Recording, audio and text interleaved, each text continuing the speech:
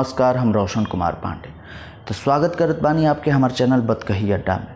तो आज हम बात करे वाला बानी भोजपुरी के एगो जहानाबाद के शेर कहल जाला, जेकरा के बाकी शेर ना हवे तो शेर कहल जाला। उनकर नाम है गुंजन सिंह। उनकर एगो नया गाना आइल बा, टिकटॉक डिलीट करो। गाना ठीक बा, देशभक्ति बा, गाना ठीक बा, लेकिन उनकर कहे का मतलब बा टिकटॉक डिलीट करो, वीवो डिलीट करो, शेयर इट डिलीट करो। तो भैया आपके हम बता दें कि सरकार बैन कर दिले बिया, डिलीट करे के कोनो ज़रूरत नहीं के। ठीक बा, तनी गाना निकाले में देरी कर देनी है। खैर, गाना आ गई बा तो गाना के लाइन पे कुछ आई जाए तो आई देखल जाओ।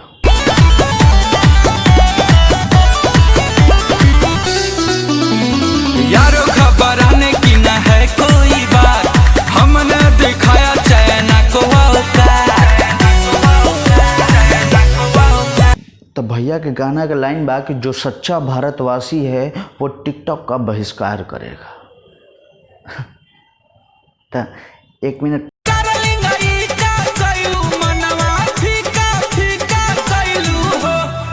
जाने पुल पा बोला के मिले नहायलू मौके पा तू धोखा कइलू हो।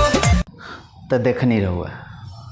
तो भैया हम रहुआ से ये पूछल चाहतनी कि आप सच्चे नहीं हैं या भारतवासी नहीं हैं। जो सच्चा भारतवासी है वो टिकटॉक का बहिष्कार करेगा।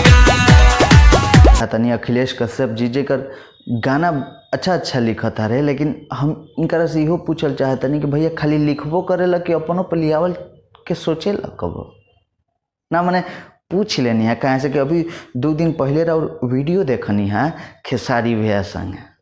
मने गलत कहत हो कब तो बोलिए, वैसे हम गलत कबो ना कहनी। तो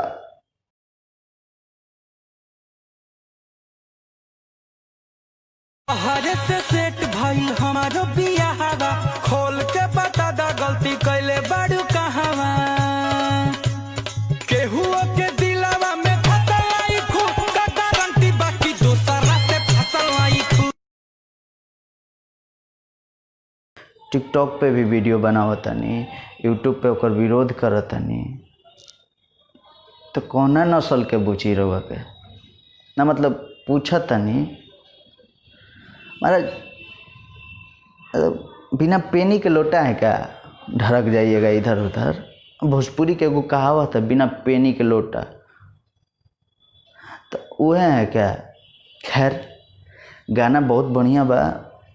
2 महीना पहले से जाके सोचब तब, 2 महीना 4 महीना पहले से जाके सोचब तब। कहे से कि अभी सरकारी जितना भी एप्लीकेशन बा ओकरा के बैन कर चुकल बिया, तो डिलीट करे के कोनो जवाबे नहीं के, सवाले नहीं के उठत।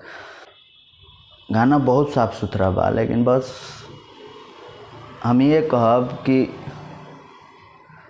पैसा कमाए के चक्कर में हगी जा मत। धन्यवाद। फिर मिलब कोनो नया वीडियो आई तो, नहीं तो कोनो पुरान वीडियो पे आपके फरमाइश हुई तो ज़रूर कमेंट में बताएं। चला तनी, हर हर महादेव, जय हिंद। अरे चाइनीज सामानों का बहिष्कार करें। आप लोगों ने हाल ही में देखा हमारे 20 जवान शहीद हुए इन्हीं चीनी के रचे हुए षड्यंत्रों के द्वारा। तो आइए हम और आप मिलके चीन के सभी ऐपों का बहिष्कार करें। जय हिंद, जय भारत।